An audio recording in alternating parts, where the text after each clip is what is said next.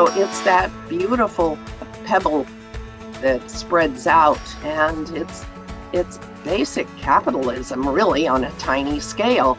That, she created a business which grew and grew, and she employed other people. And of course, those women that she's employed now have more money to spend with other businesses. And so it uplifts the whole community.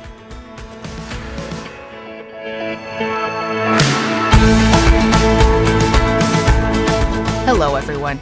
I'm Rishi Katz, and welcome to the Oval Table, where we discuss all things related to helping those who live and work within your business how to survive, thrive, avoid pitfalls, have more fun, and become successful faster. Getting advice and input from someone outside of your business can make a big difference, and that's what we seek to do for you each and every week. Here at the Oval Table, we believe that every voice matters, and we want to model how that works. Often the advice that makes the difference comes from where you least expect it. We seek every week to provide a lens for a different way to do business. So much more is possible when everyone's ideas make it to the table.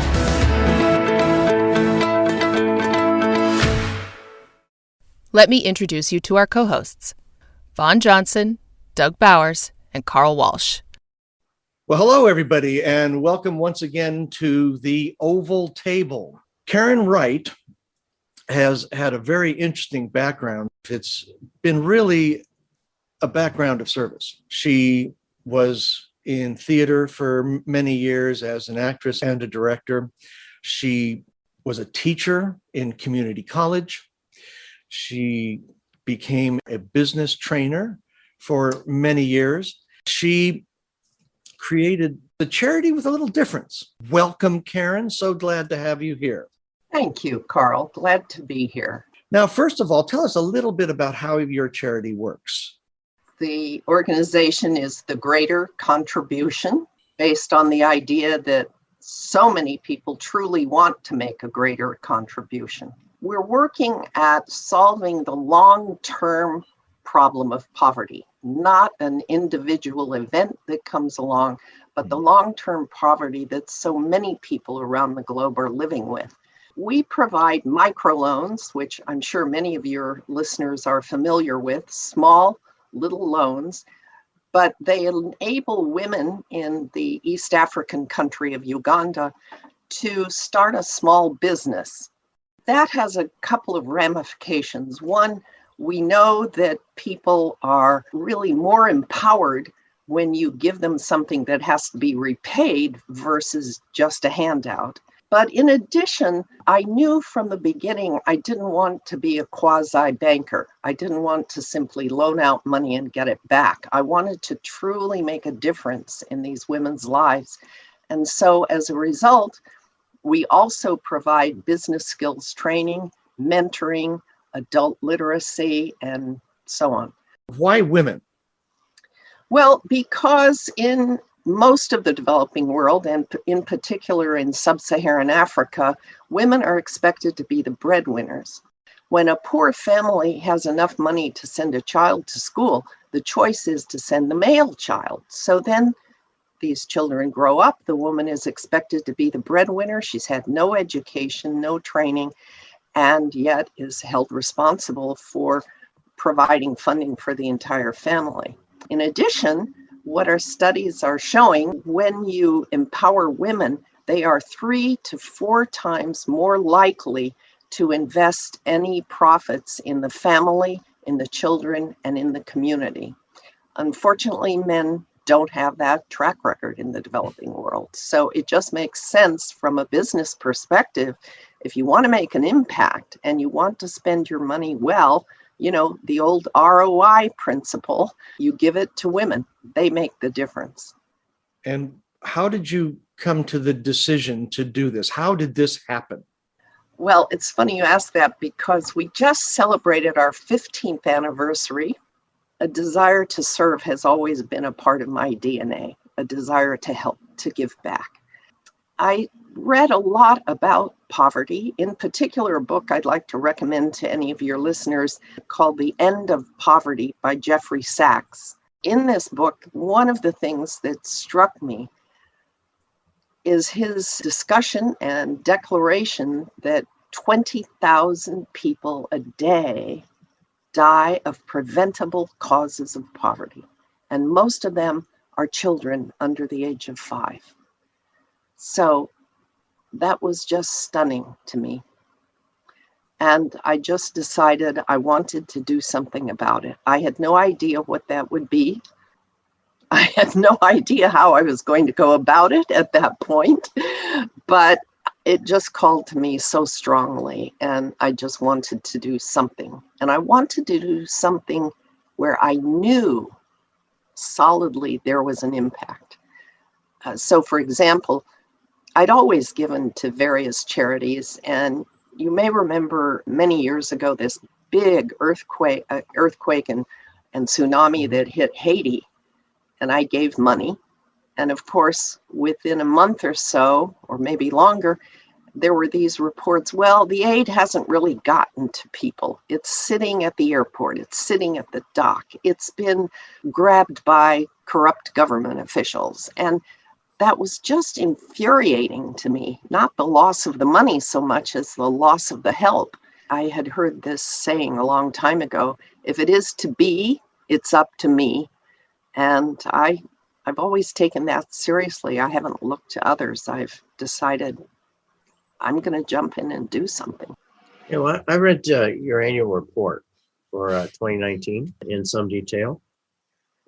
There's a couple of factors in there that I thought were pretty interesting.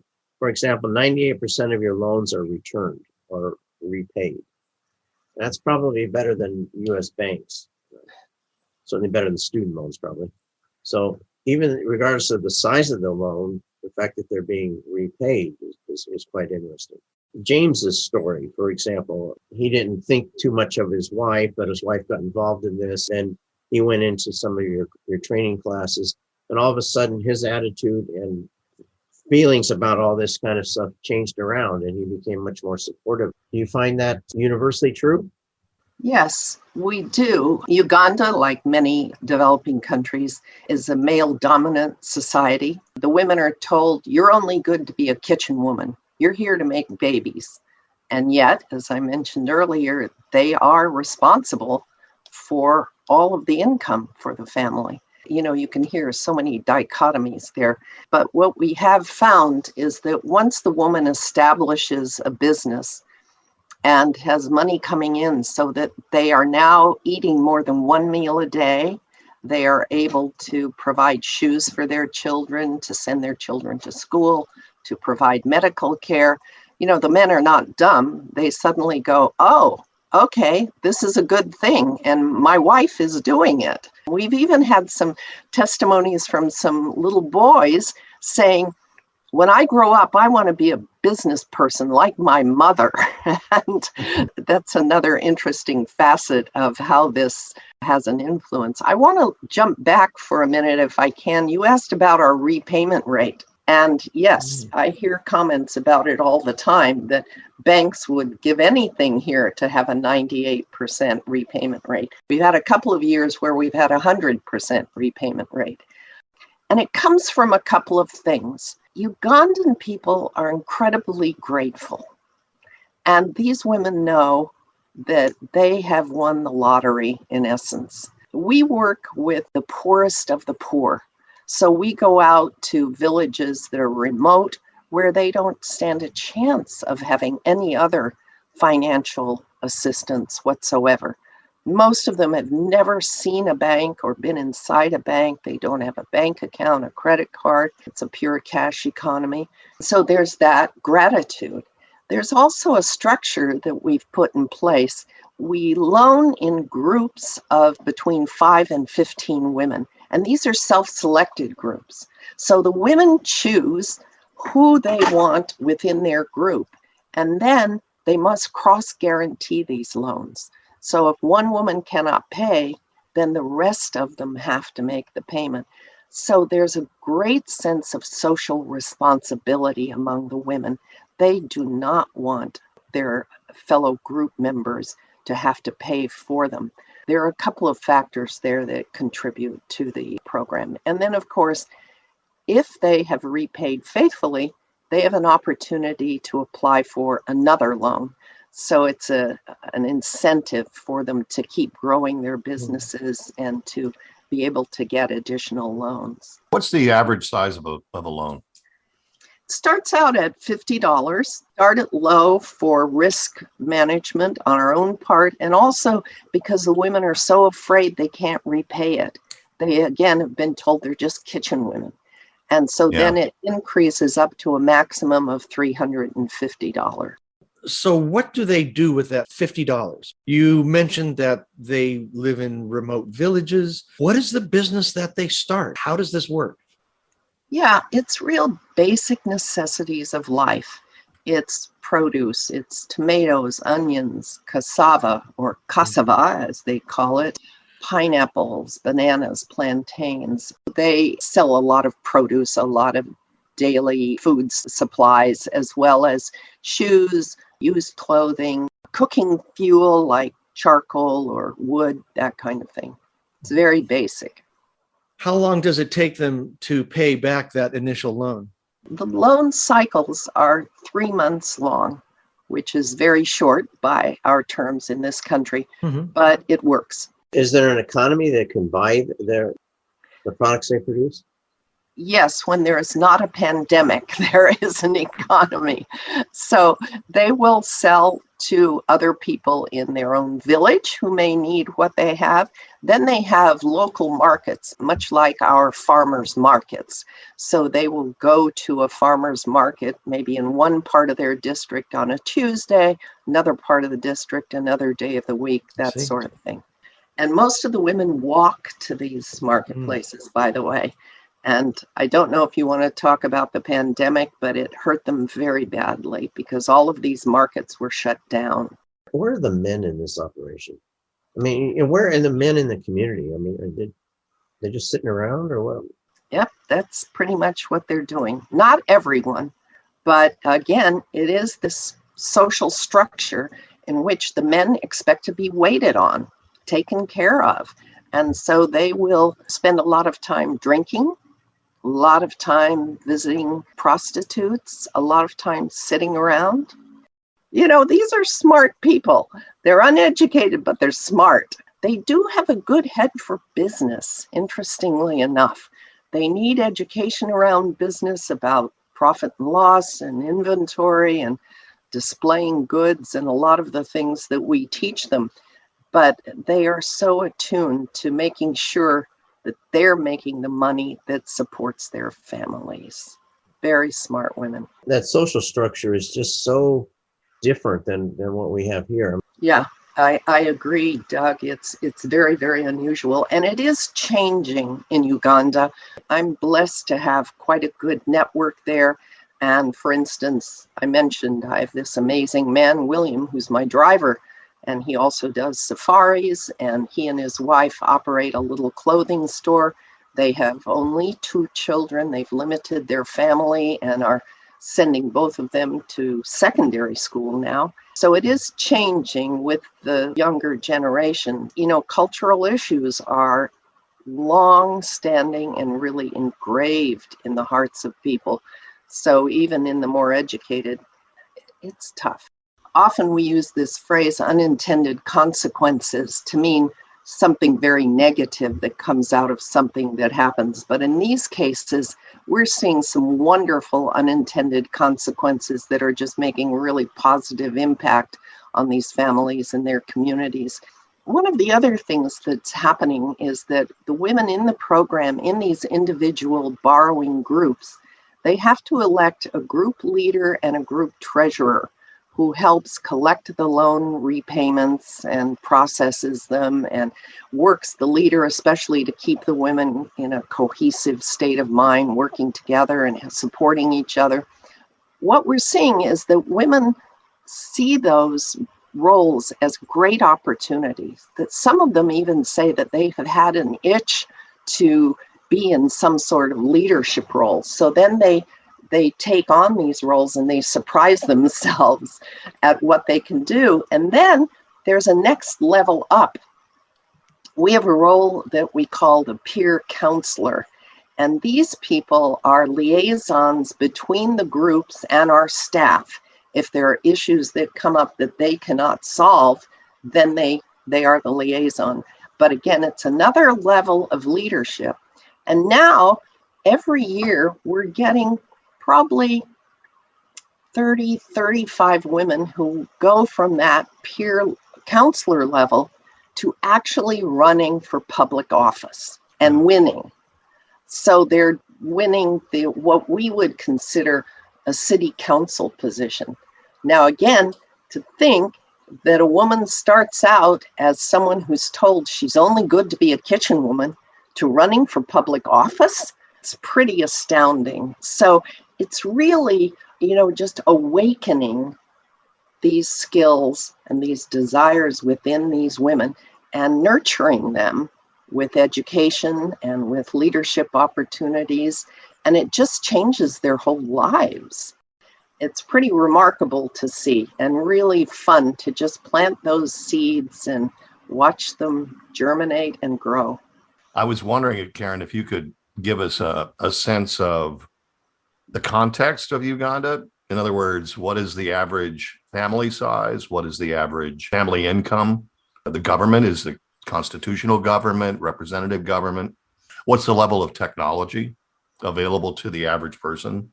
The government structure it's a dictatorship run by a man named Museveni, who's been in office since 1986. He, as you might imagine, spends a lot of the resources in keeping himself in power. The country has very, very poor infrastructure. It was a British protectorate for many, many years. And so, for example, you still see railroad tracks throughout the country that are rusted and abandoned. Technology, it has a few large cities with some technology in it. I do Zoom calls with my team there regularly, and sometimes we talk and sometimes we don't.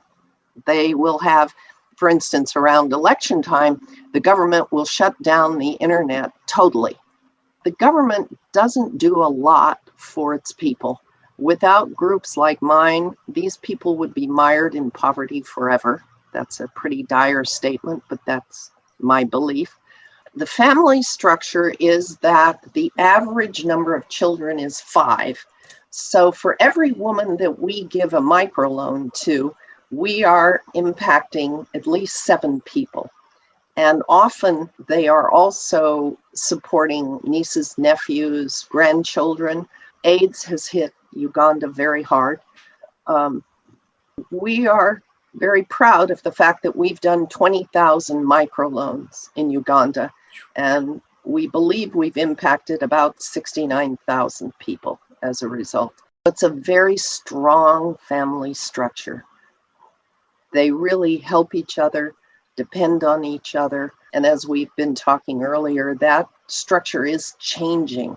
The role of women is changing. The strength of women is changing. I will say that sadly, there is still a significant amount of domestic violence. We, along with our partner in Uganda, our partner developed this beautiful resource center. We are partners in that. And so we have social workers there available to help people who are victims of domestic violence or other problems. And those social workers can sometimes solve those problems for them or may be able to refer them on to formal legal help as is needed. So it's a country that is changing, but it's certainly a developing nation. It is not one that is equivalent to an industrialized nation. It sounds like they have to be dependent upon the family because they don't have anything else. Yeah, and it's sad because it is a country that doesn't have much industry. People can't find jobs because industry doesn't want to go into a country that has unstable electricity, very unstable water supply, all of those things that we take for granted. Now, what is interesting, I don't want to get too political here, but China is making big inroads into all parts of Africa, including Uganda. They recently built a really nice freeway outside of Kampala, which was great. cut down a lot of time for people like me traveling outside of Kampala. The Chinese government came in, did a great job, did not hire any local labor, brought in all of the labor for the project from China, which of course created great resentment among local people who need employment so badly. The elections are a sham, basically. There's one name on the ballot, and that's it. Actually, there are multiple names on the Really? ballot, but miraculously, their president has gotten reelected every time since 1986. And unfortunately, now it's creating a lot of social unrest. You know, the majority of the population in Uganda is under the age of 50 because so many people die of malnutrition and other causes. And those young people cannot find jobs. And so there has been a lot of support for some of the other candidates running, but the government has put down that support very brutally. What kind of natural resources exist in Uganda that China, for example, might be interested in?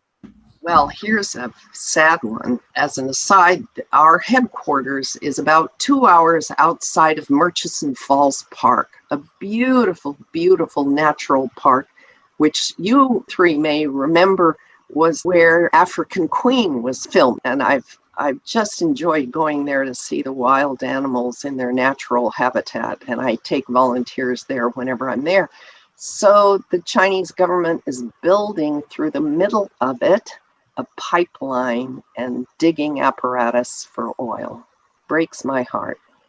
And you know, it's, I think like any business, you learn over time what works and what doesn't work. And I think it's wise to always just keep your eye on every facet and keep refining and improving while always keeping your eye on the goal.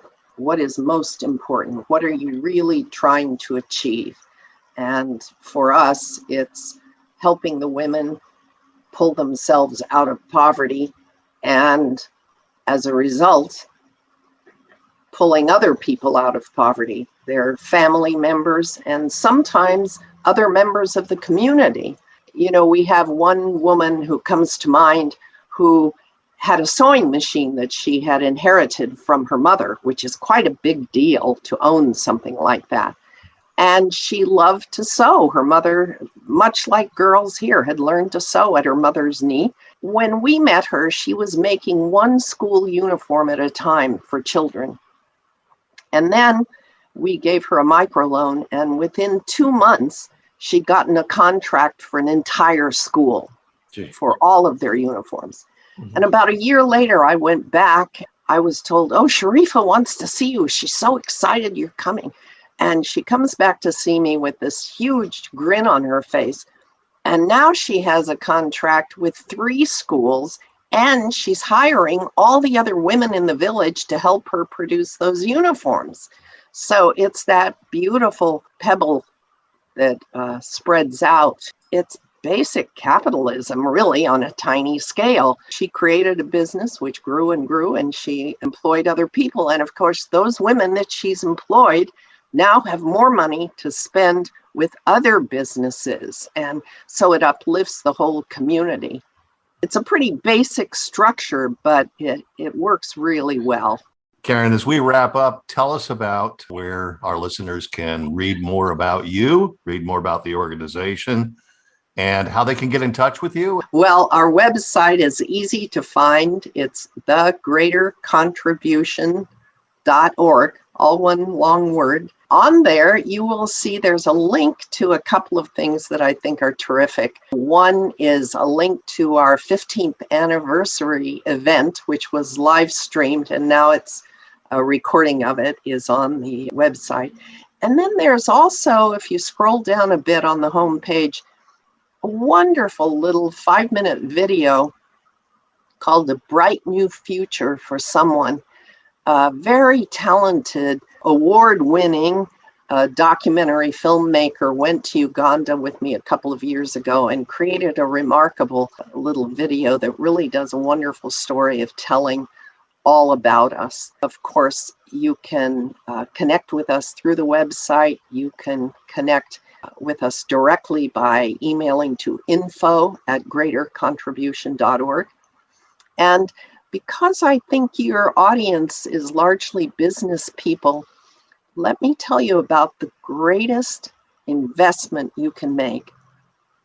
For $80, you can provide a microloan to a woman, 3 weeks of business skills training, 2-year program of adult literacy and ongoing mentoring, a program that changes and transforms lives. $80. There isn't a better investment out there, I guarantee it. Thank you so much for including me in this program. It's been lovely to talk to you and to talk about our program, and I hope it's helpful to others out there. Well, thank you so much, Karen, for coming on. I do urge everyone to go to the website, make contact, and you'll be making contact with a genuine hero, as she is a CNN Heroes nominee. And it's been a real pleasure having a hero with us here at the Oval Table. Thank you so much, Karen. Oh, thank you. My pleasure. If you're enjoying this podcast, wait till you get your hands on Doug's book, We Are Alpha Dogs, available on Amazon and wherever books, ebooks, and audiobooks are sold. Go to wearealphadogs.com for bonuses and downloads to help you and your company become legendary. And if you are especially adventurous, while you're at it, take the dog quiz and find out more about who you really are. Now, back to the Oval Table. Well, Doug, this is a great example of charity with a difference. I'm curious as to what stood out for you during this conversation. Well, here we have a person named Karen who has had quite a varied career, and she wanted to do something about poverty, especially among women, and the cultural handicap that some of these women face. It is amazing that in this day and age, that in a country like Uganda, women can be held to a position where they have to feed the family, educate the children, provide the room and board, and the man sits there and does nothing. I just can't conceive of why that makes any sense at all. But that is the cultural situation that these women find themselves in. I don't know why we'd be running this kind of an experiment in this day and age when we should be using all of our productive assets.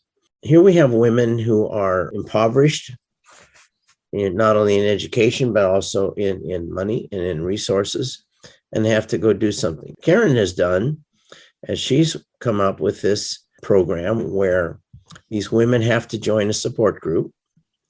The support group is responsible for the success of these women via loan payments. They get an education on how to run a business, and they start with the total sum of $50. I mean, crying out loud, $50. That in this country, $50 won't get your oil changed in your car.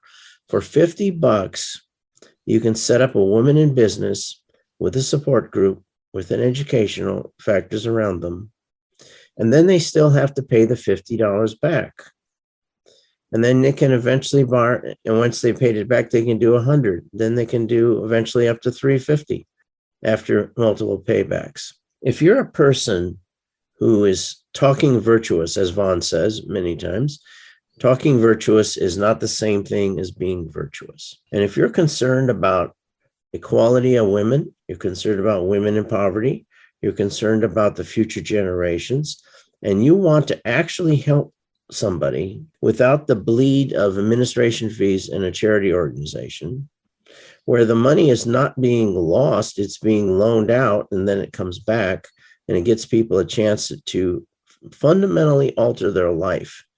And when they alter their life, they alter the life of their children and their children's children. So if you're someone who is really into this thing, that rather than demonstrating on the street, rather than doing a lot of yakking and talking about it, you could do something virtuous yourself.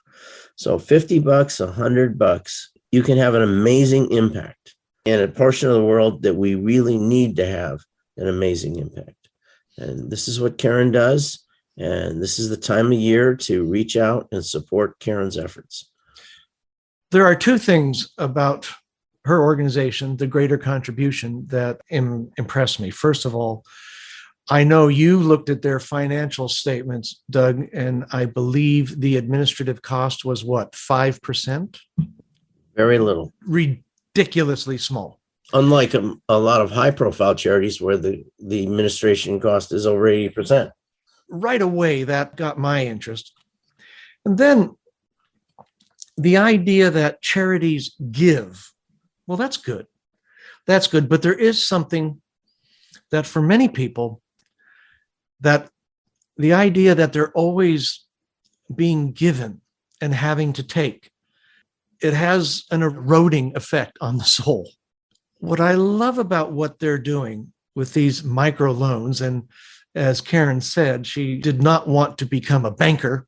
She wanted to make a much larger impact. The fact that they require the loan to be paid back, there is an element of self-respect that inculcates into the beneficiary, that they have to pay the loan back. I think that establishes self-respect, honor, a feeling that they can stand on their own 2 feet. And it really goes back to that simple old adage, give a man a fish he eats for a day, teach him how to fish, and you fed him for life. I love that this is the thing that they do. I think it's a remarkable idea. I believe they're not the only organization that does this, but they are few and far between. And if you can find one, and this is certainly a very good one, if you can find one that does this same sort of program, I strongly urge, dip in, give a little to make somebody stand on their own 2 feet for the rest of their lives. I can't think of anything better than that. Well, Carl, I think you make a great point. It's one thing to give people food or clothing or whatever it is required. That's one thing. Then you somewhat depreciate the person, thinking that, well, if I don't give them something, they're not going to have anything. And that's not the case here at all. The other thing that's going on here is that the woman is getting set up in a business where she can make some money, but her kids get a chance to watch mom do that. And the husband is just sitting around on a bench or something, gambling or something, gets a chance to sit and watch that. And that changes them. It changes the way they think about themselves and the way they think about their future. And then they start getting involved and say, well, if my mom can do it, can I help mom? Can I be a part of this? And it all rubs off in the right way against the kids, against the husband, and they get a chance to be something more than a kitchen woman. You begin raising not just the woman, but the family, the village, and ultimately over time, the culture and the society in which they live. Now, how much more impact could you have than that for hardly any money? Really, I mean, how much more impact? Standing on a street corner talking about it is not the same as helping this organization become successful, because they're directly related to helping people. And in this holiday season, where we have so much to be thankful for in this country, in this part of the world, and in the entire industrialized world, even with the problems that we have today, give a little thought to contributing and helping someone improve their lives and the lives of their family.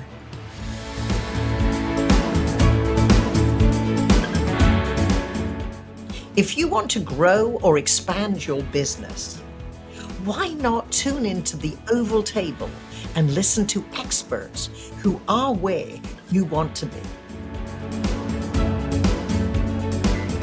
We all hope you have a productive and inspirational week. I'm Rishi Katz, and we will see you next time at the Oval Table.